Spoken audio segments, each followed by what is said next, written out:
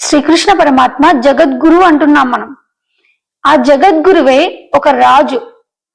ఆ రాజే ఇంకో రాజ్యానికి ధర్మ సంస్థాపన కోసం సహాయం చేశాడు. మరి మనం దీంట్లో ఏం గ్రహించాలి? ఆత్మజ్ఞానం పొందిన ప్రతి జ్ఞానులకు రాజ్యం చేసే హక్కు ఉంటుంది. ఎందుకంటే సమాజాన్ని సరైన మార్గంలో నడిపించేది కేవలం బ్రహ్మజ్ఞాన సిద్ధి పరులు మాత్రమే. రాజయోగం అంటారు దీన్ని.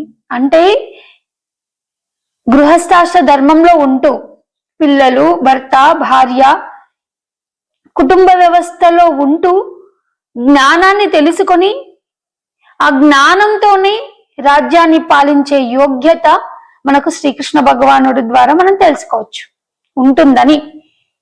ఇప్పుడు శ్రీకృష్ణ పరమాత్మ ఒక రాజు, ఒక గృహస్థుడు, ఆయనకిద్దరు భార్యలు, ఒక గృహస్థుడు, ఒక తండ్రి, ఒక రాజు, ఒక స్నేహితుడు, మళ్ళీ ఒక గురువు, జగద్గురువు. మరి ఇన్ని గుణాలు ఉన్నాయి, ఇన్ని పనులు చేస్తున్నా గాని గురువు కదా, గురువు సన్యాసంలో ఉండాలి కదా. మరి రాజ్యం ఎందుకు చేస్తున్నాడంటే ఇది రాజయోగం. అంటే అన్ని సకల కార్యాలు చేస్తూ కూడా గృహస్థాశ్ర ధర్మంలో ఉంటూ కూడా జ్ఞానాన్ని తెలుసుకోవచ్చు, ఆ జ్ఞానంతోని ప్రజలను పాలించవచ్చు అని. మరి ఇక్కడ ఎవరికి అర్హత, పాలించే అర్హత అంటే కేవలం జ్ఞానులకు మాత్రమే. ఎప్పుడైతే జ్ఞానము రాజ్యం ఏలుతుందో అప్పుడు ఆ దేశం సుభిక్షంగా ఉంటుంది. ఎప్పుడు అజ్ఞానం రాజ్యం ఏలుతుందో ఆ దేశం అప్పుడు అశాంతికి లోనవుతుంది. ఎవరికి వారికి సంరక్షణ లేకుండా పోతుంది. ఒక యుద్ధం అవుతుంది, స్త్రీలకు అన్యాయం జరుగుతుంది, స్త్రీల పట్ల ఏమంటారు అనేక రకమైన భయాందోళనమైనటువంటి కార్యక్రమాలు జరుగుతాయి. ఇప్పుడే కాదు, పూర్వం నుంచి ఉన్నాయి.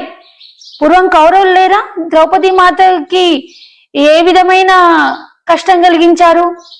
అలాంటి అధర్మపరులను పక్కకు నెట్టేసి వారితో యుద్ధం చేయించింది కూడా ఎవరు? జగద్గురువే. సారథిగా ఉన్నాడు ఇంకా ఆయన. మరి నేను గురువుని, నేను ఇంట్లో కూర్చుంటా, నేను బోధ చేసుకుంటా ఉంటా అనుకుంటే కాదు కదా. గురువు సమాజాన్ని ఉద్ధరింప చేయాలి కూడా.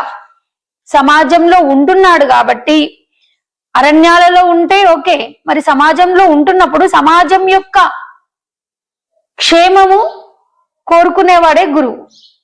కాబట్టి శ్రీకృష్ణ పరమాత్మని ఆదర్శంగా తీసుకొని ఒక గృహస్థునిగా, ఒక తండ్రిగా, ఒక భర్తగా, ఒక